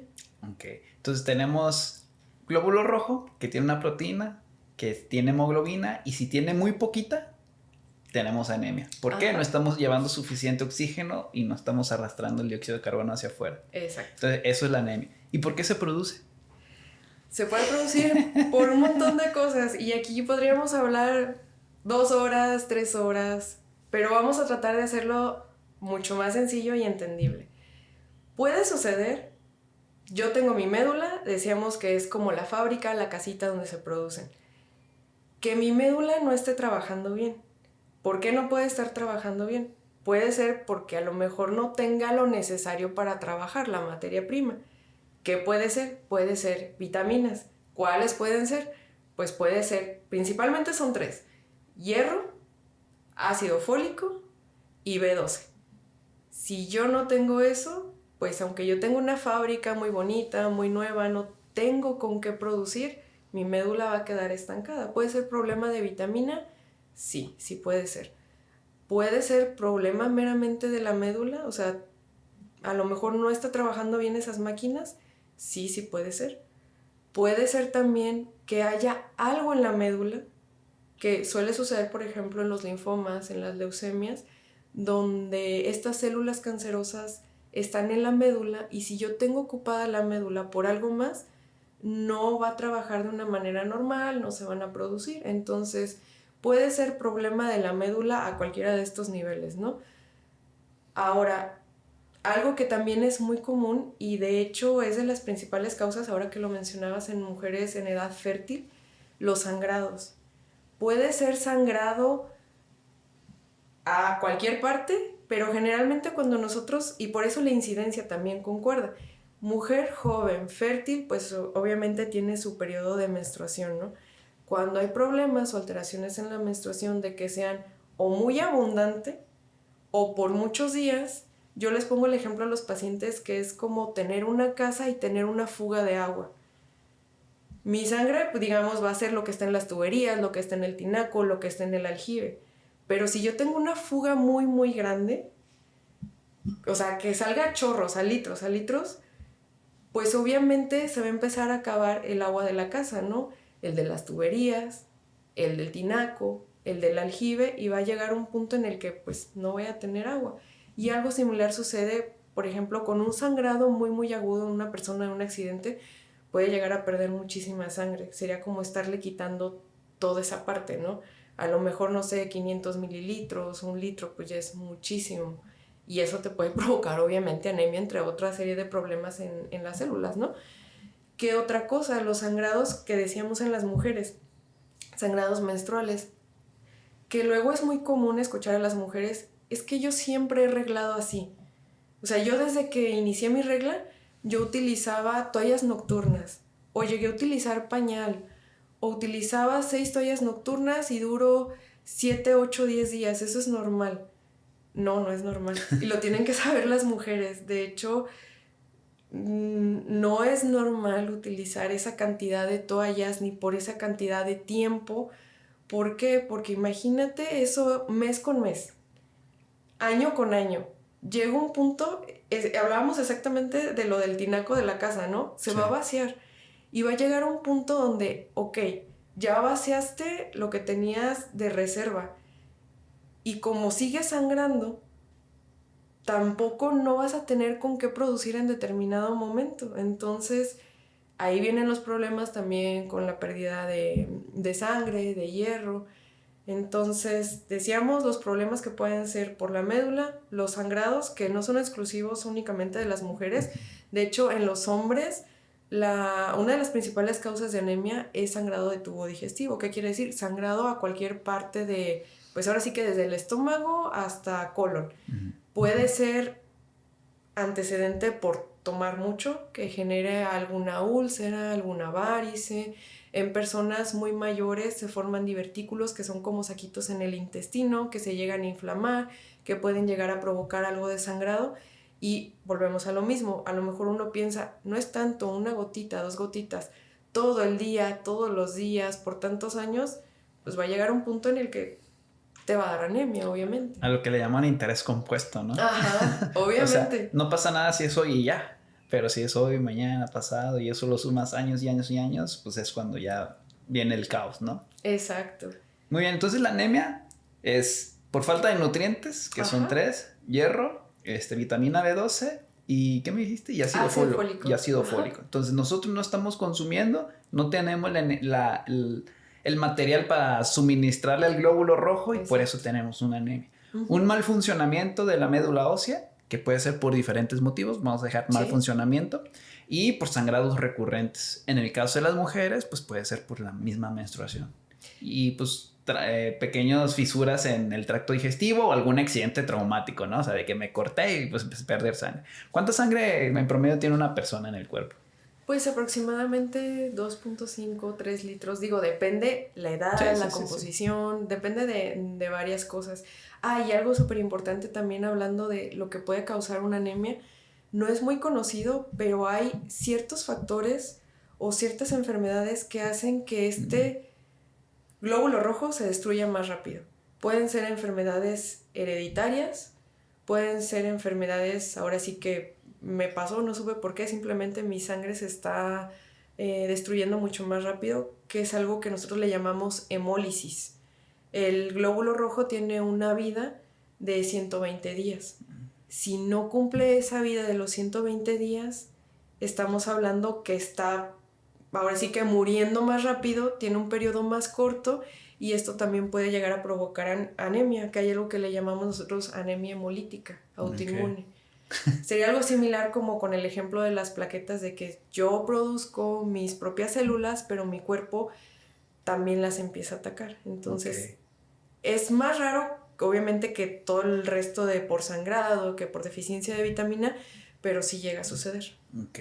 ¿Y cuáles son los principales síntomas que puede sentir una persona? O sea, si no te haces un estudio, pues no puedes saberlo, pero ¿qué podemos empezar a sentir para decir, ay, creo que... De hecho, yo puedo tener una anemia muy leve y ni siquiera tener ningún tipo de síntoma. ¿Por qué? Porque generalmente el cuerpo se va adaptando. Ya solamente cuando son pérdidas muy grandes de sangre, no sé, por ejemplo, cirugía, algún accidente, que de tener 12, 13 de hemoglobina, que sería lo normal, y me quedo con 6, pues obviamente mi cuerpo, tengo la mitad, ¿no?, de lo que tenía, lo va a resentir. Pero cuando son anemias muy leves realmente no da ningún síntoma, no da ningún signo. Ya cuando empiezan a bajar 2, 3 gramos y no se diga mucho más, ¿qué es lo que sí puede aparecer? Signos y síntomas. Pueden ser desde algo muy banal, que puede ser caída de cabello, las uñas mucho más frágiles, cansancio, estoy haciendo las mismas actividades que hacía antes y ahora me canso, me tengo que sentar. Puede ser. ¿Qué otra cosa? La palidez en la piel. ¿Por qué? Porque el glóbulo rojo también tiene cierto pigmento que le da coloración, y coloración obviamente a nuestra piel, a nuestras mucosas, la boca, los labios. Entonces puede ser una señal. taquicardia o estas palpitaciones de que sientas que tu corazón está muy, muy acelerado, puede ser otro signo. A veces problemas para concentrarse. ¿Por qué? Porque obviamente pues no está llegando suficiente oxígeno a la cabeza. Puede ser problemas para dormir también. Okay. Entonces pues no es nada más como lo típico de cansado y pálido, ¿no? Pueden ser muchísimas más cosas. Tío, y lo malo es de que todo esto que refieres puede estar relacionado a otras enfermedades, ¿no? Sí. O sea, cuando ya empezamos a sentir signos o síntomas, generalmente muchas enfermedades convergen en el mismo punto. Cansancio y pérdida de peso, o sea, puede ser provocado por muchísimas cosas, ¿no? Sí, que claro. sea involuntario, ¿no? Si tú estás haciendo dieta, ejercicio, pues es normal, pues. Entonces, pues sí, o sea, pero saber identificar y pues ir a un médico para que ya te vaya a decir, ves estos estudios, por ejemplo, te hacen la biometría y ya, bueno, pues aquí está, vete con el hematólogo. Entonces sería como el camino, oye, si no, pues vete para el otro lado, ¿no? Sí, claro, y que no se menosprecie esta parte de, a lo mejor es un simple dolor de cabeza, ¿no? O se me va a pasar, se va a quitar, no, mejor hazte los estudios, te quedas tranquilo, sabes si realmente no tienes nada ahí, si tienes algo que lo estás tratando a tiempo y de una manera adecuada. Entonces, no subestimar de, estoy cansado, pero puede ser otra cosa, ¿no? Mejor atenderse y saber, ¿estás bien o no estás bien? ¿Necesitas algo? Ok, esto es lo que necesitas. Sí, pero tenemos muy mala nuestra cultura de prevención, verdad, sí, y de acción, ¿no? Sí. O sea, ya vamos, ya casi que nos estamos muriendo, por así decirlo. O el consejo, ¿no? De, ¿te sientes mal? Tómate esto. O de seguro tienes anemia, toma hierro. Que sí, ahorita lo vamos a ver, que no es lo más recomendable ni lo más adecuado, pero tratar de quitarnos un poquito esa parte de la cultura de que precisamente hasta que no estamos muy mal o que sí, ya de plano no aguantamos, que es cuando vamos. Entonces... ¿Y de todas estas, cuáles son las más comunes? Anemia. Anemia y por problema en cuestión de las vitaminas. O sea por una mala nutrición. Entonces, sí, vamos a poner este escenario. Tenemos una mujer que tiene mucho sangrado. Ajá. Y aparte tiene una mala alimentación. Es la combinación ideal para desarrollar anemia, ¿no? Sí. O sea, porque, estás tirando mucho y le estás metiendo poco, que generalmente la alimentación actualmente, pues, en la mayoría de las personas es mala. Y de hecho yo creo que el 80% de los pacientes que vemos los hematólogos, la mayoría son mujeres, algunas, por ejemplo, procedimientos bariátricos, que tiene mucho que ver, obviamente, esta parte de, yo puedo a lo mejor estar comiendo muy bien, ¿no? Puedo estar con suplementos, con vitaminas, yo qué sé, la mejor alimentación, que es muy subjetiva a veces decirle a alguien, ¿no? Me alimento sano. Estoy con una alimentación, digamos, balanceada. Pero si yo tengo un problema, estoy hablando de las vitaminas. Sí. Si yo tengo un problema en absorción, sí, por más que yo tome vitaminas, y digo tomar, porque inyectar otro tipo de vías de administración ya es diferente, ¿no? Pero por más que yo tome vitaminas o que trate de comer mejor, el problema va a estar, o sea, no va a haber manera de que ese 100% que yo estoy consumiendo, no sé, a lo mejor de hierro en la carne, se absorbe en cierta parte del intestino y que ahí se distribuye al cuerpo. Entonces, si hay problema de absorción, ya empezamos mal. O sea, a veces no es tanto lo que como. Puede ser también problema en cuestión de mis intestinos, de la absorción. Y muchas veces sí llega a suceder, sobre todo en las mujeres que han tenido cirugías bariátricas. De mujer que menstrua un montón. Ok, ya tiene un factor de riesgo. Toda su vida es normal para ella que haya menstruado así. Y sí llega a suceder, ¿eh? Esta paciente tiene una cirugía bariátrica, le dijeron que tomara sus suplementos, por XY motivo los deja de tomar, quiere llevar una vida más controlada dentro de su alimentación, algunas se hacen veganas, algunas... Hey. Entonces es problema tras problema tras problema, porque si te pones a pensar, por ejemplo, en este caso, ¿no? De esta paciente, está sangrando y no está cubriendo lo que debería, obviamente porque tiene una pérdida. Aparte tiene una cirugía que hace que no se absorba y tiene una alimentación que ella decidió ser vegana o cierta restricción que aunque coma lo que coma, no va a cumplir. No va a cumplir y ni se va a absorber. Entonces a veces sí no es tan fácil como pareciera decir una simple anemia. ¿Y las mujeres son las más propensas o qué tipo de población son las que más pueden sufrir anemia? De toda la población, primero serían mujeres en edad reproductiva por esta situación de, uno, sangrados que pueden llegar a ser muy abundantes. La otra, precisamente en edad reproductiva, los embarazos también, pues ya sabemos que hay cierto grado de anemia, cierto grado de consumo de las vitaminas. Entonces, también las mujeres que tienen embarazos o muy seguidos con un periodo muy corto o que tienen muchos hijos también se encuentran en riesgo de desarrollar anemia. Y con las mujeres embarazadas, cuando tú a una persona le dices anemia, pareciera como que es algo muy inofensivo, así como aliméntate bien. Sí. No estás comiendo bien, come bien y ya. No estás comiendo bien. Pero, por ejemplo, en el caso de las mujeres embarazadas y de los niños, sí es algo preocupante. Si tú hablas a lo mejor con un pediatra, si hablas con un ginecólogo, con un neonatólogo, es bien importante este parámetro de la hemoglobina y la valoración de la anemia. O sea, saber que una persona si va a tener hijos o si se quiere embarazar, pues ahora sí que se encuentra en las mejores condiciones, que sean óptimas. ¿Por qué? Porque tener anemia durante el embarazo predispone a un parto prematuro, predispone a mayor grado de infecciones en las mujeres embarazadas, a que sus hijos nazcan con bajo peso. Y obviamente pues esto, un niño prematuro con bajo peso, pues es una serie de complicaciones que una te lleva a otra, ¿no? Entonces no es cualquier cosa en mujeres en edad reproductiva y mucho menos en embarazadas. De hecho, en los niños también nosotros sabemos de que, por ejemplo, toda esta cuestión de el hierro, el ácido fólico, cumple ciertas funciones cognitivas, o sea, a nivel intelectual. ¿Qué quiere decir? Si yo tengo un niño de 3, 4, 5 años, a lo mejor su cerebro no va a trabajar de la misma manera con cierto grado de anemia. ¿Por qué? Porque está relacionado con la mielinización de las neuronas, que es como la envoltura de las neuronas, con los neurotransmisores, ausentismo pues en el kinder, en la primaria, no dan un rendimiento y no es porque no quiere el niño, sino a veces tienen una anemia tan severa, por el motivo el que sea, ¿no?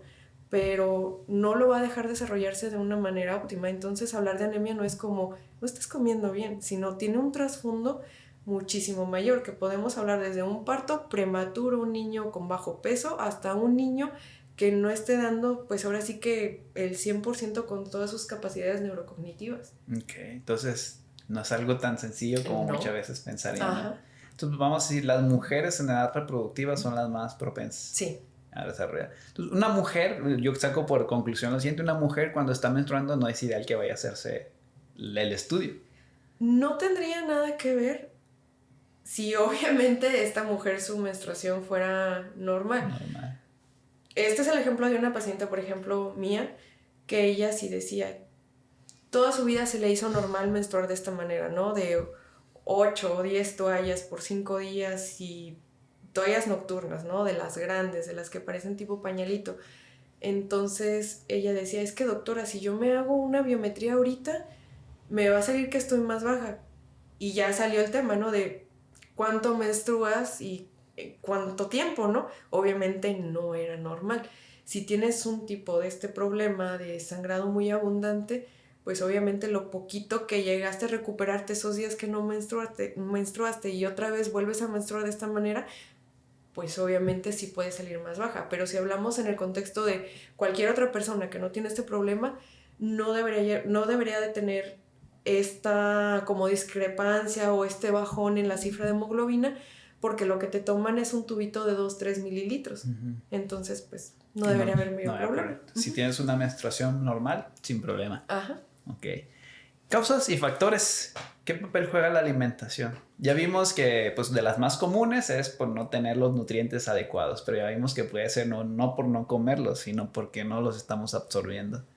Sí, aquí vamos desde la alimentación, ¿no? Ya dijimos, a lo mejor sucede mucho igual también en mujeres. Las mujeres tendemos a comer un poquito menos de carne, ya es por cuestiones o de que no nos gusta o de que no, mejor pollo, pescado, lo que contiene mayor cantidad de hierro, estoy hablando específicamente del hierro que es como la más común, ¿no? Sí. Carne roja. Sí, a lo mejor el pollo, sí, a lo mejor ciertas legumbres, sí que los frijolitos, las lentejas, pero lo que contiene más, carne roja. Y a veces llega a suceder de que una vez a la semana, o hay personas que definitivamente no les gusta la carne, entonces saber qué es lo que tenemos de alimentación. No es lo mismo una persona que come de todo, una persona vegana, una persona vegetariana, aunque quiera suplir la cantidad, le va a costar un poquito más de trabajo. No es lo mismo un bistec de 200 gramos a una taza de lentejas, entonces ahí nos quedamos un poquito cortos, ¿no? Entonces está esa parte de sí la alimentación, pero con qué me estoy alimentando y cada cuánto lo estoy haciendo. Y luego viene esta parte que hablábamos de la absorción, ¿no? En el intestino, en el estómago, si tenemos alguna cirugía que nos esté impidiendo que se absorba de manera adecuada, pues bueno, ya tenemos un punto en contra. Ahora, si tenemos parásitos también, que no es nada descabellado en nuestra población, ciertas bacterias, ciertos parásitos, pues también están ahí como robando esas vitaminas. Otras enfermedades como celíaca, donde ya hay inflamación del estómago que no permite absorberse. Entonces son ese tipo de pacientes que ya sabemos que lo más probable es que vayan a desarrollar anemia en algún punto de su vida.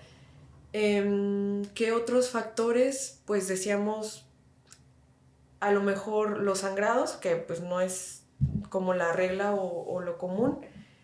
Y pues serían como los principales. Luego también, por ejemplo, acá en nutrición, pues hay nutrientes que pelean por el mismo receptor. Sí. Entonces, por ejemplo, el calcio y el hierro pelean por el mismo receptor. Entonces, si tú, no sé, te comes unos frijoles con queso, probablemente ahí va, digo, tampoco tienes que manchar de queso como, pero, sí. O sea, hay nutrientes que interfieren y a veces uno le gana al otro y hace que un nutriente no se absorba. Pero tenemos la otra parte donde hay nutrientes que se complementan y hace que se absorben mejor, como por ejemplo la vitamina C y el hierro. Entonces ahí podemos aplicar ciertas estrategias como para tratar de aumentar la absorción un poquito mezclando este tipo de alimentos, ¿no? Incluso algo pasa con los niños pequeños que no les introducen a lo mejor una alimentación apropiada y los quieren estar alimentando con pura leche.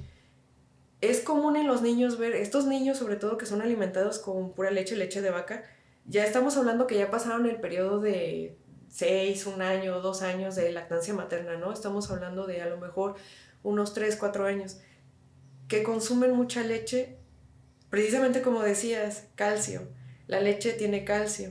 Y tener estos niños alimentados con la mayor parte de su dieta con leche pues, de vaca o de lo que tú gustes, no hace que se absorba el hierro y esa es también una de las causas por qué los niños luego tienen anemia. Entonces sí es bien importante. Y hay otra cuestión hablando ya meramente de, por ejemplo, del hierro, ¿no? Que mencionabas. Si tu doctor no te dice cómo tomarte el hierro, lo siento, estás perdido. Del hierro que te vayas a tomar no se va a absorber a lo mejor un 20, un 30%, porque no es como te doy este hierro y te lo tomas, ¿no? Entonces, si tu médico no te dice cómo tomar el hierro es porque muy probablemente ni él sepa que hay cierta forma de que se debe de tomar, ¿no? Entonces, volvemos a lo mismo. Parece muy sencillo, come bien. Ya vimos que no es nada más comer bien, es muy subjetivo. Lo que yo pueda decir como bien a lo que diga otra persona, no nada más depende de eso, depende de cómo esté mi organismo para poder recibir.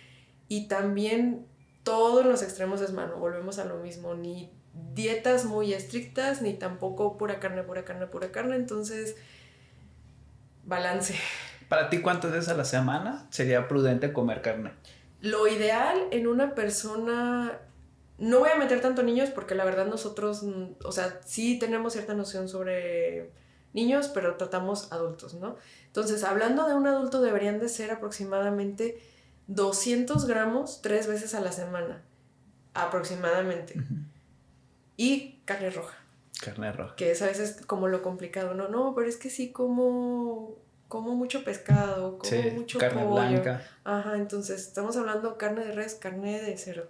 Ok. ¿Las vísceras, hígado, eso también crees que sea bueno a incorporar en su alimentación? El hígado tiene mucho hierro. Por eso lo digo. Sí. Y a muy pocas personas le gusta. A mí sí me gusta, por ejemplo. No, pero también no. si lo consumes demasiado, también tiene muchos, vamos a decir, metales pesados. Sí, Porque ahí es donde precisamente. se procesan muchas cosas, ¿no? Exacto. El hígado ahora sí que es el que va a depurar gran parte de nuestro organismo. Y bueno, sabemos que los animales de campo tampoco no es como que estén criados de la manera más orgánica y que no les pongan nada para hacerlos crecer. O sea, estamos conscientes de eso. A veces también, pues ahí se puede colar una que otra hormona, algún que otro metal.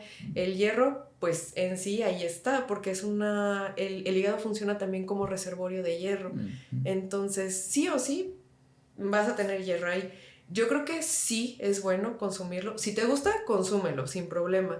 Pero tampoco no de una manera indiscriminada, ¿no? Luego Sí, había claro. cierto youtuber o streamer de que hierro crudo, que Sí, que comen porque... carne cruda, Ajá. sí. Entonces, realmente no te va a hacer mucho la diferencia. Si tú ingieres tus 200 3 veces por la semana de proteína, y si te gusta, pues consúmelo, ¿no? Pero tampoco no es de que lo agarres como si fuera tu carne magra para todos los días. Ok.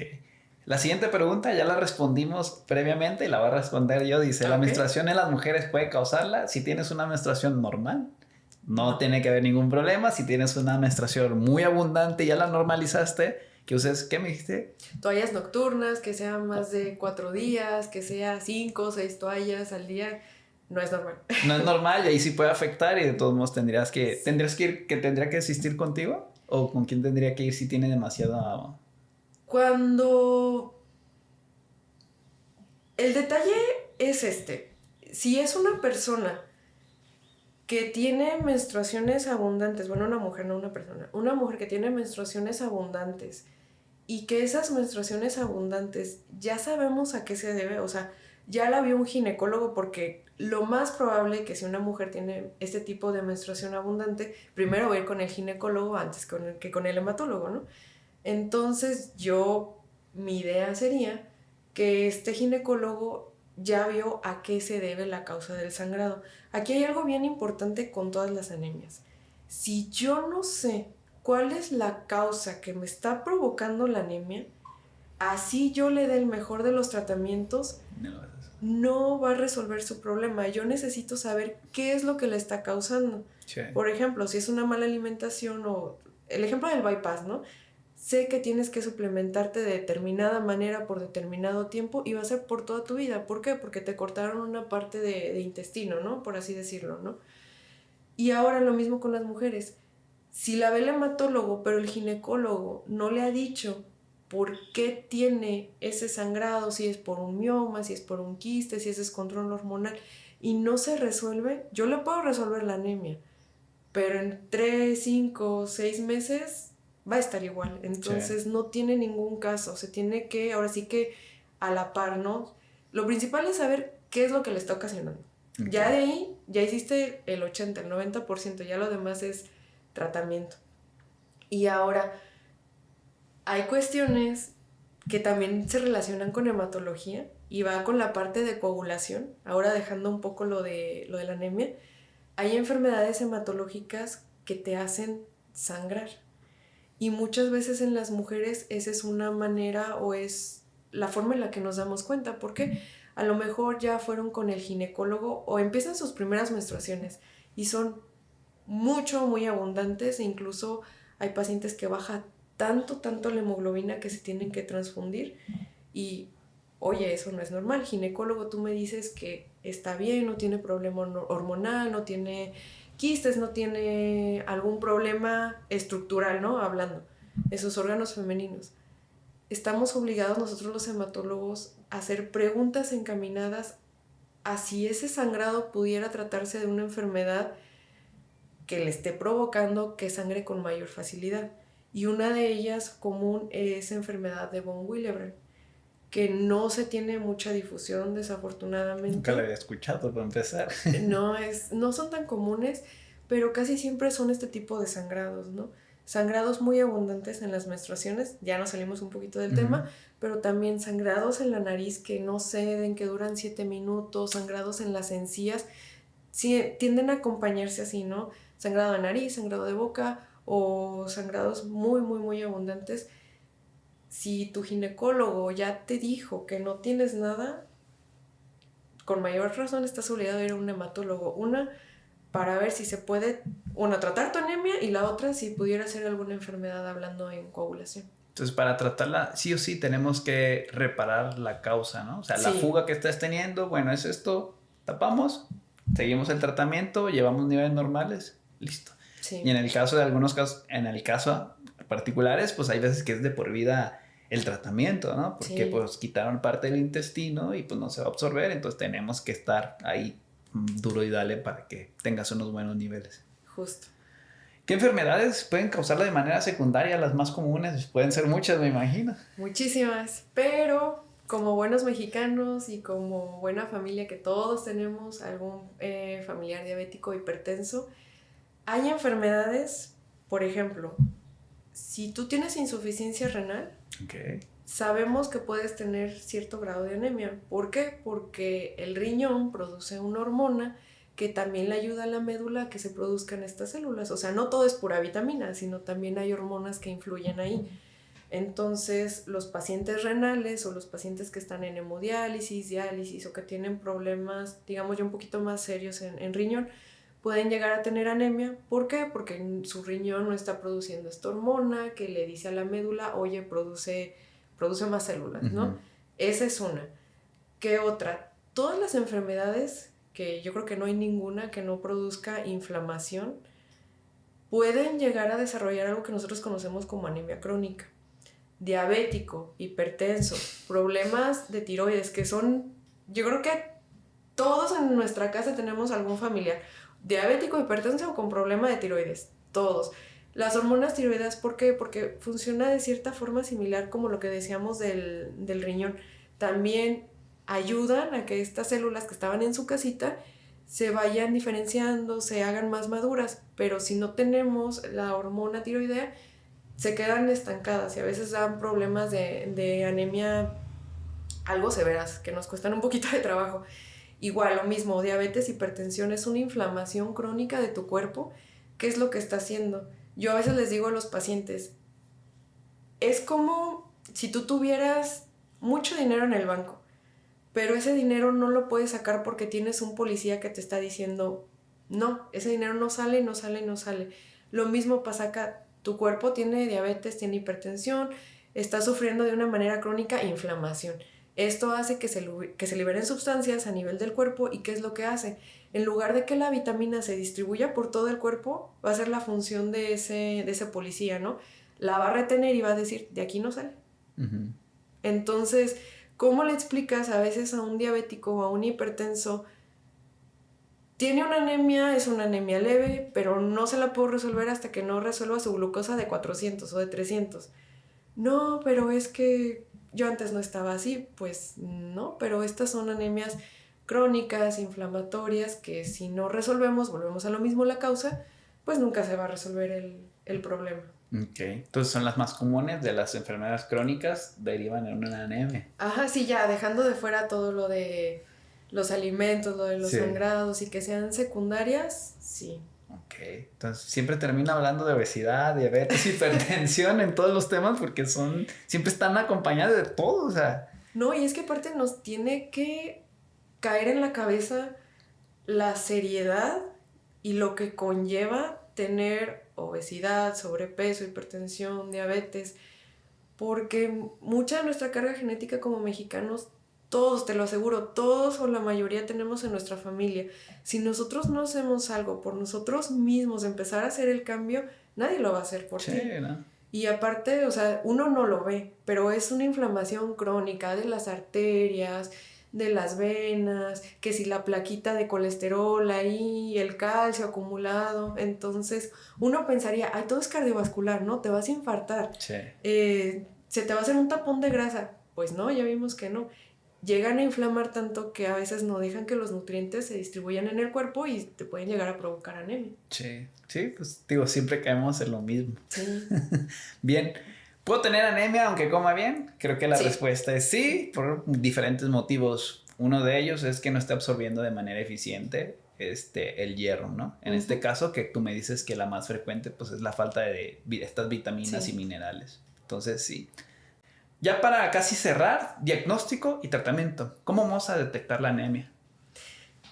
Regresando con nuestro estudio estrella, los 2 estudios estrella. Primero necesitamos una biometría. Eso nos va a dar, decía ya casi el diagnóstico, recordando de que si a ti te la entregan, pues es una hoja que dice un montón de cosas que sabrá Dios qué dicen y para qué funcionan, ¿no? Pero nos dice el parámetro, hemoglobina, ya decíamos. Si tenemos una baja de hemoglobina, entonces lo podemos catalogar como anemia. Ahora, nosotros como médicos, ¿qué es lo que hacemos? Hacemos una clasificación para tratar de guiarnos, porque decíamos, pues hablar de anemia es muy extenso. Sí. Y ya después, si uno agarra su biometría, pues vienen un montón de numeritos, de BCM, HCM, Sí. que de forma general, para que se entienda, lo que nos dicen es qué tamaño tiene, qué volumen tiene ese glóbulo rojo, qué coloración o qué concentración tiene. Es un ejemplo muy burdo, ¿no? ¿Es un color rojito que es normal o es un color muy palidito como rosita? Todo esto es muy importante para nosotros. Si está chiquito y no tiene color, nos orienta mucho a que el problema pudiera ser con el hierro. Si es una célula que se está haciendo muy grandota, nos habla, por ejemplo, problema con ácido fólico o con B12. Entonces, uno pensaría que toda esa sarta de numeritos, de cositas que dicen están ahí por estar. La realidad es de que no. A nosotros nos van orientando, nos dicen, ¿tienes anemia? ¿De qué tipo? ¿Hacia dónde pensar?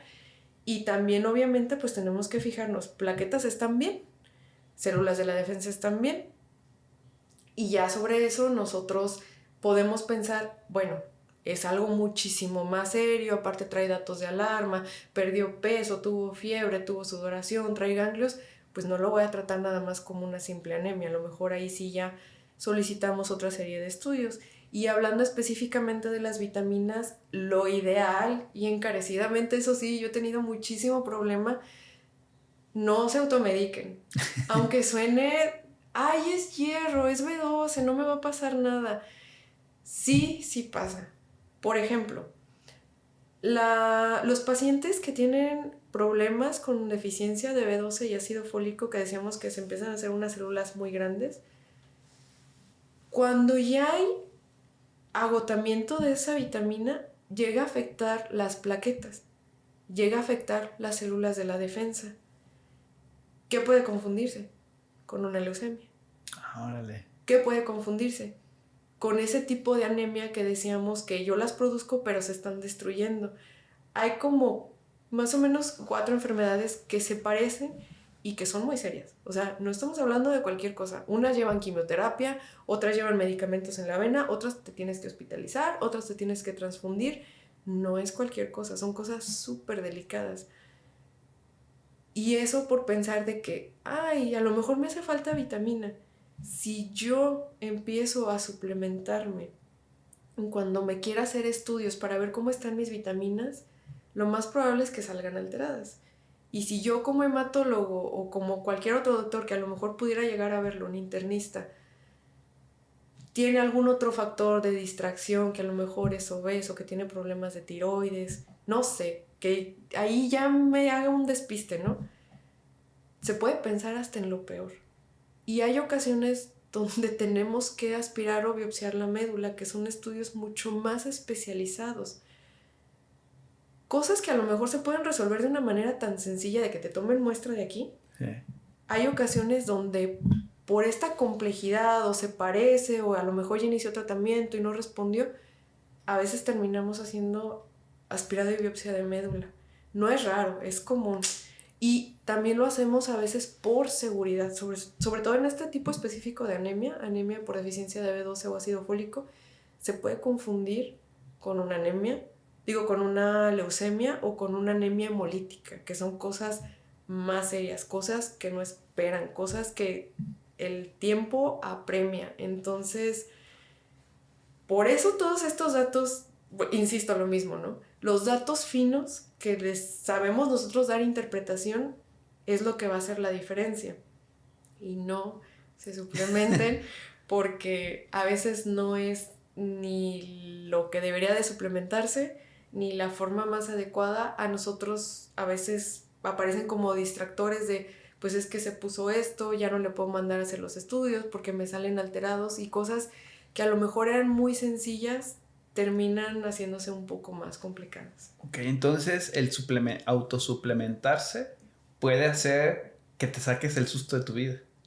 Si tienes algún tipo de anemia en específico y lo estás haciendo y después no te funciona como quisieras, sí, es complicado, la verdad, no debería de hacerse y obviamente, ¿quién más que un experto que te diga qué es lo que necesitas, cómo lo necesitas, en qué dosis?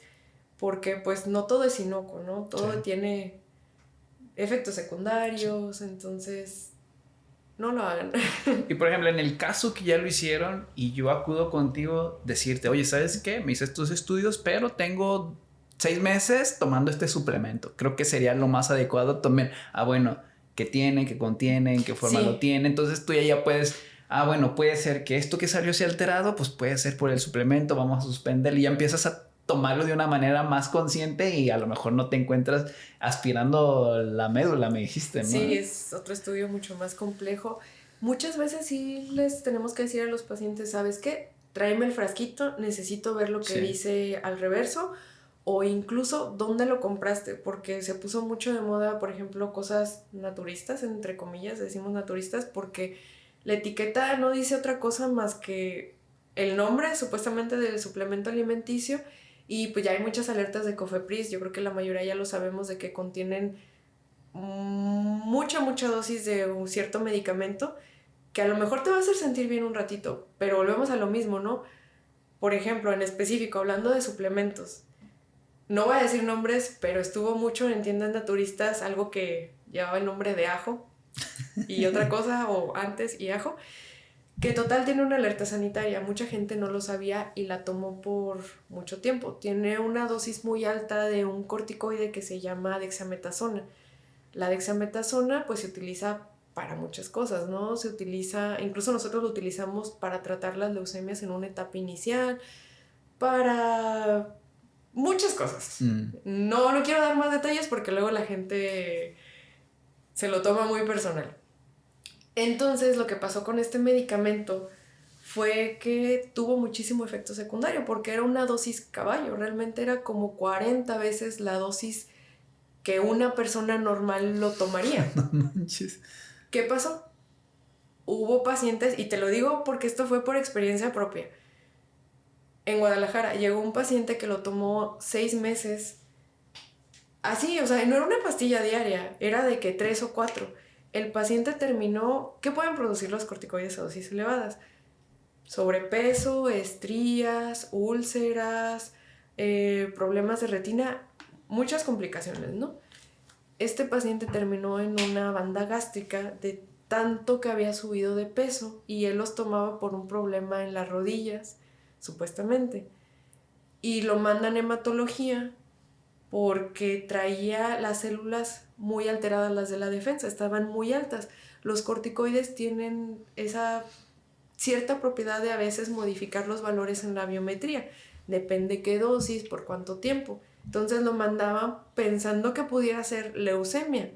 O sea, ¿hasta dónde podemos llegar por un suplemento o algo que realmente no sabes qué te estás tomando y a dosis de caballo? O sea, era 40 veces. Terminó cortando intestino, en una cita en hematología que no tenía por qué haber sido. Y el problema fue que lo tomó como por 3 años. Entonces, esto es un ejemplo, ¿no? De hasta dónde puede llegar. Ok, entonces no se suplementen nomás No. así como así. ¿Y cómo se trata la anemia? Dependiendo la causa. De las más comunes, ¿cómo sería el proceso? Aquí lo principal y con lo que hay que quedarnos la idea. Saber qué es lo que le está causando. Sí. Sin eso, yo te puedo dar el mejor tratamiento, pero no va a servir de nada. Si tenemos la causa, ya tenemos ganado. Entonces, ahora, ¿qué hay que hacer? Si estamos diciendo que la más común es problema, deficiencia de vitaminas y es por hierro, ¿qué le vamos a dar al cuerpo? Lo que necesita es hierro. Hierro hay muchas presentaciones, fumarato, sulfato, eh, inyectados también hay como 3, 4 presentaciones, incluso suspensión, por ejemplo, para niños o para los bebés, inyectadas, intramuscular. ¿Todos son iguales? No. ¿Tienen la misma concentración de hierro? No. ¿Todas se pueden utilizar de la misma manera? No, tampoco. Entonces, muchas veces es como, por ejemplo, en sector público, ¿no? Tengo fumarato, sulfato ferroso, 200 miligramos. Y a veces ese error, o tenemos ese error como médicos generales, yo creo que a todos en determinado momento nos pasó, que pensamos que por decir 200 miligramos tiene la concentración de 200 miligramos de hierro elemental. La realidad es que no, tiene como 60, 70. Entonces hay veces que aunque tú le estés dando el hierro al paciente, no tienes ese resultado esperado, pero porque tienes una concentración muchísimo más baja. Entonces, hablando específicamente de esta anemia por deficiencia de hierro, ¿qué sería lo principal? Ya decíamos que tenemos el diagnóstico, ¿no? Tenemos una anemia, que están chiquitos, que están paliditas las células, que la médula no tiene con qué trabajar. Para nosotros los hematólogos hay otro estudio que ese ya es, cuando nosotros sospechamos que es anemia por problema del hierro, sí o sí lo pedimos, que es ver cómo está ese hierro distribuido en el cuerpo. Y le llaman cinética, perfil de hierro, dependiendo en dónde lo encuentren, y no es más que un estudio igual de sangre, que lo que te hace es cuánto hierro tienes disponible en la sangre. Ok. ¿Cómo se está transportando tu hierro a donde lo necesitas, ¿no? Que a veces nosotros ponemos el ejemplo de son como carretillas, son como carritos que lo llevan, ¿no? ¿Cuánto está disponible para que lo lleves? ¿Y cuánto tienes de reserva? Que decíamos que el hígado también funciona como reserva. ¿Por qué? Porque hay ocasiones donde a lo mejor una anemia muy leve, un suplemento cualquiera, ¿no? O sea, de 200 que a lo mejor tiene 60 de hierro elemental. Pero cuando son casos severos o que el hierro está bajo y que todavía la reserva ya te la acabaste, que sería como lo que decíamos el ejemplo de la casa, ¿no? Ya no tienes agua en las tuberías, ya no tienes agua en el tinaco, ya no tienes agua en el aljibe. ¿Qué vas a hacer? Te vas a esperar a lo mejor meses tratando de suplementarlo, a lo mejor tiene efectos secundarios, digo, hay que individualizar cada paciente. Sí. Pero casos severos, 5 o 6 de hemoglobina, porque luego es la pregunta, ¿no? ¿Se transfunde? Depende. ¿De qué depende?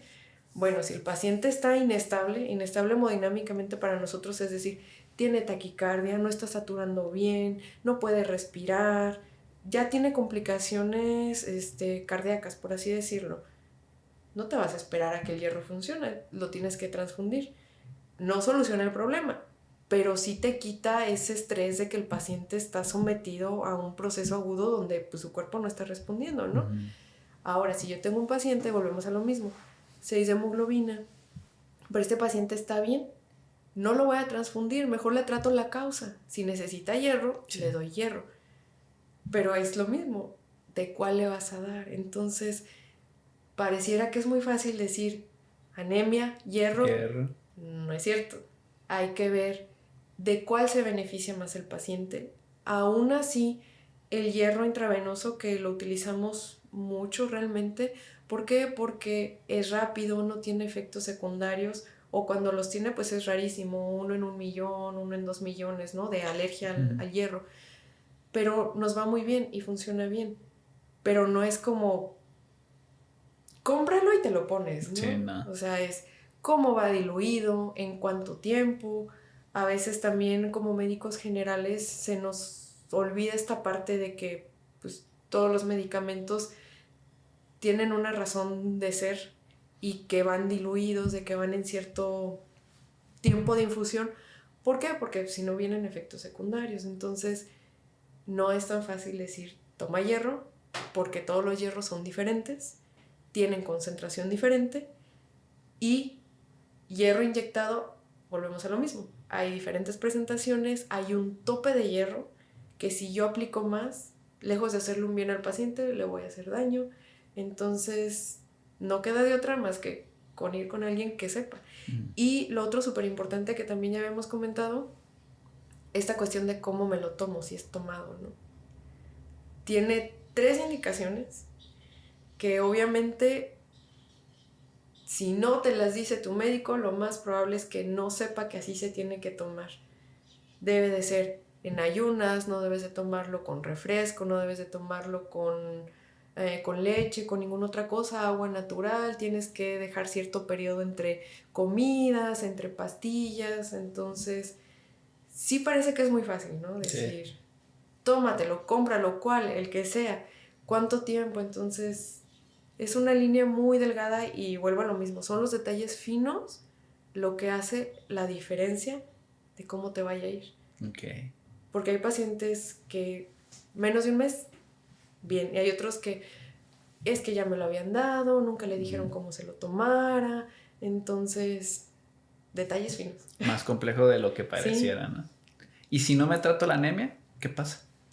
Si no te tratas la anemia, no pasa nada. Podemos irnos desde lo más sencillo, que sería, no te va a dar ningún síntoma, 1 gramo menos, a lo mejor 2 gramos menos, bajando más sí, puedes llegar incluso hasta urgencias que te tengan que transfundir, o sea que te sientas muy mal, cuando no había ninguna necesidad de utilizar sangre de otra persona, sino hacerlo de manera adecuada, hablando de hierro.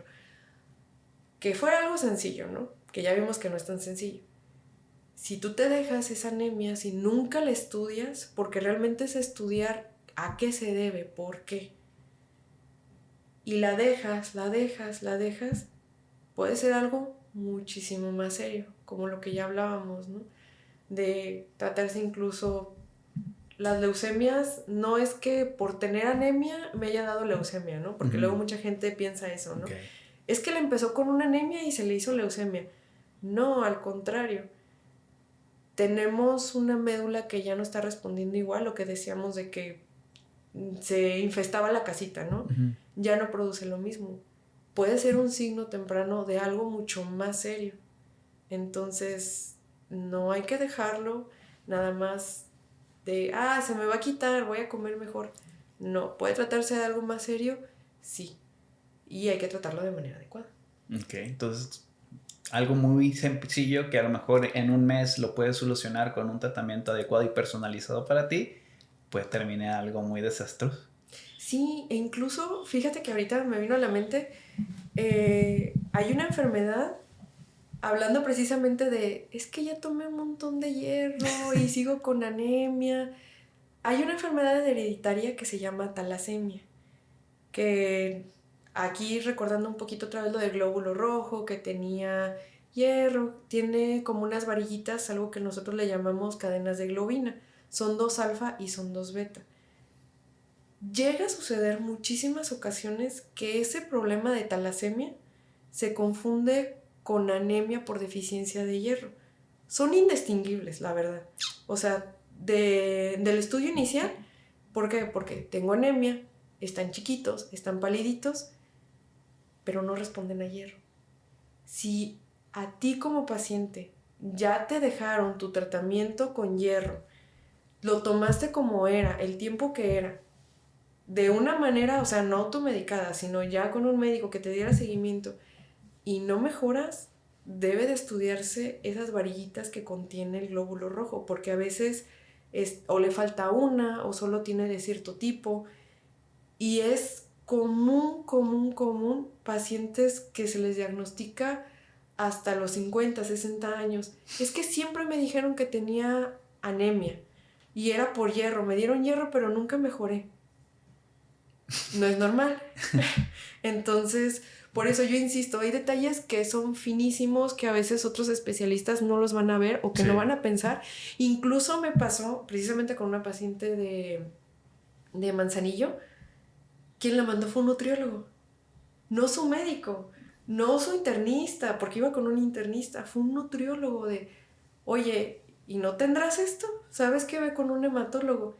Y se vale, entonces falta también parte eso de que no todo es vitamina, sino hay otras cosas. Si no mejoras y ya te dieron tratamiento, busca atención especializada porque muy probablemente no se trate solo de vitamina. Muy bien. ¿Algo más por agregar acerca de la anemia? ¿Algo que crees que no hayamos hablado? Pues muchas cosas, pero... ¿Qué es? ¿Qué la produce? ¿Causas? tipos, que puede ser por vitaminas, que esté funcionando mal, sangrados muy abundantes, enfermedades que pueden ser consecuencia, pueden dar como consecuencia una anemia, qué pasa si tú suplementas, cómo es el tratamiento, cómo se diagnostica, algo que importante que te gustaría mencionar que no hayamos hablado de anemia. No, yo creo que podríamos hablar 2-3 horas de anemia, la verdad es bastante extenso. Sí. Pero yo creo que para fines que se entienda y quede más claro, eso es suficiente. Ok. Y 3 consejos para prevenir, diagnosticar la anemia. Lo que te gustaría enfocar. 3, en resumen todo el capítulo, 3 consejos que le darías a las personas para esto. Cualquier signo, síntoma de los que ya hemos mencionado, dolor de cabeza, palidez, palpitaciones en el pecho, cansancio, caída de cabello, las uñas muy frágiles, problema para concentrarme, problema para dormir, no lo subestimen. Eso sería una. Cualquier dato, signo, hay que realizarse estudios. Ahora, si yo me encuentro dentro de ese grupo de población de riesgo, mujer, edad reproductiva, estoy menstruando mucho o tengo antecedentes en mi familia de que tuvieron anemia, se trataron, nunca pudieron, o sea, algo que brinque, igual, estudios con el médico. Y algo bien importante que yo sé que hablamos de muchas cosas, que si la absorción, que si esto, que el otro, pero una alimentación sana, adecuada, balanceada, consumo de carne roja que yo sé que la mayoría de las mujeres no es tan de nuestro agrado, la verdad, pero eso nos va a resolver gran parte del problema. Oye, ¿ejercicio? Si una persona tiene anemia, ¿puede condicionar que haga ejercicio? No. Digo, porque pues no estamos llevando oxígeno de una manera eficiente. Pues tendría que haber una contraindicación, porque dentro de los pilares de la salud, bueno, sí, es dormir bien, comer bien y moverte, ejercicio, actividad física. ¿Aquí había algo que mencionar? No. Si es una anemia muy severa, que nos dé datos de descompensación, obviamente la persona, aunque camine 3 cuadras, no va a poder. Cuando son anemias crónicas, que ya tienen muchos años, que sí llega a suceder, o sea, de que lo mismo, ¿no? Me siento mal, pero pues va a ser a cualquier otra cosa. El cuerpo aprende a compensar, o sea, se va adaptando a ese grado de anemia. No es lo normal, pero se va adaptando. Y llega un punto en el que sí pueden hacer actividad física. Obviamente cuando les exiges un poquito más, es cuando, ¿sabes qué? No, ya no puedo. O sea, una anemia compensada difícilmente te va a dar problemas para hacer actividad física. Pero si es una anemia que sea muy severa, muy profunda, que sea de reciente diagnóstico, probablemente ahí sí no vas a correr un maratón, no vas a correr ni 5 kilómetros, sí, ni 3, ni 1, ¿no? Sí. Entonces ahí sí lo vas a sentir. Ok, muy bien. Erika, ¿algo más por agregar? No se automediquen. No se automediquen con hierro, ni con nada en general. No, con nada en general. Ok. ¿Dónde te podemos encontrar? Redes sociales, quienes quieran ir a una consulta, quieran pedir más información, quieran encontrar dónde mueves tus redes sociales. Sí. ¿Cuáles son? Bueno, primero, el consultorio está aquí en Colima, que es Gabino Barreda, 269, Colonia Centro. Facebook me encuentran como Erika, hematóloga. Instagram también. Erika, igual. Hematóloga. Ajá. Y pues el correo realmente es más fácil que los pacientes se vayan a Facebook, a Instagram. Okay. ¿Número? ¿Tienes algún número de citas o algo? Sí, pero no me acuerdo. No te lo sé. Ahorita me lo dices y aquí lo pongo sin ningún problema. Muy bien. Pues sin nada más por agregar, creo que vimos qué es la hematología de manera de introducción. Sí. Después vimos qué es la anemia, que podemos profundizar más, pero creo que lo vimos bastante bien. ¿Qué te pareció la experiencia? Excelente. ¿Sí? Sí. No tan malo como uno piensa, ¿verdad? No. Muy bien. Pues te agradezco nuevamente, Erika, por tu tiempo, por todo tu conocimiento. Al contrario. Y por colaborar conmigo. Después podemos hablar sobre otros temas interesantes de la sangre. Ya habíamos platicado ahí de que a lo mejor podía ser leucemia, que es un tema que me causa mucho interés. Y creo que a las demás gentes también, para saber qué se puede sentir y actuar lo más pronto posible. Entonces, Erika, nuevamente muchas gracias por un gusto conocerte y esperemos estar en contacto próximamente para futuros episodios otra vez. Excelente. Muy bien, y si no tienen nada más por agregar, recuerden, siempre vayan a una valoración personal. Una pregunta, ¿cada cuánto tiempo tú crees que es recomendable hacerte este estudio? La biometría... Se me había pasado. Si hablamos en grupos de riesgo, decíamos niños, mujeres jóvenes o cualquier factor de riesgo de los que comentamos, por lo menos una vez al año. Una vez al año. Y si no, si te encuentras fuera de estos grupos de riesgo, pues a lo mejor cada 2 años. Pues sí, que se recomienda un chequeo general una vez al año, ¿no? Tanto en cardiología, estudios de sangre y todo eso. Entonces sería dentro de lo normal, vamos a decir. Uh-huh. Muy bien. Entonces, ahora sí, porque sí te lo quería preguntar y se me había pasado. Sin nada más por agregar, den like, suscríbanse, dejen ahí comentarios si quieren algún tema o tienen alguna duda. Yo se las hago llegar a Erika y ya, pues ahí vemos cómo la solucionamos. ¿Vale? Muchas gracias y nos vemos a la próxima.